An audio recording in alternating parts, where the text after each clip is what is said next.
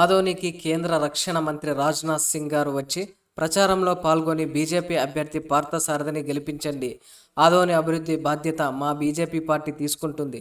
ఈ సందర్భంగా రాజ్నాథ్ సింగ్ మాట్లాడుతూ, ఆదోనిని అన్ని విధాలుగా అభివృద్ధి చేస్తాము, ఆదోనికి పరిశ్రమలు తెస్తాము, సంక్షేమ పథకాలతో పాటు అభివృద్ధి చేసి చూపిస్తాం. ఒక్కసారి బీజేపీని అభ్యర్థిని గెలిపించండి. మీ ఆదోని రాష్ట్ర నిధులతో పాటు కేంద్రం నుంచి నిధులు ప్రత్యేకంగా పంపిస్తాము. దయచేసి ఒక అవకాశం ఇవ్వండి, అభివృద్ధి ఏంటో చూపిస్తాం. అదేవిధంగా పార్థసారథి మాట్లాడుతూ, ఆదోనిలో వలసలు ఎక్కువైపోయాయి.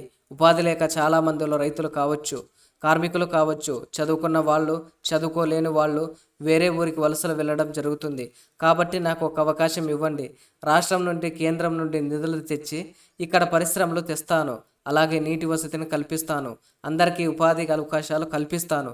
దయచేసి నాకు ఒక అవకాశం ఇవ్వండి అని ప్రజలకు తెలియజేశారు.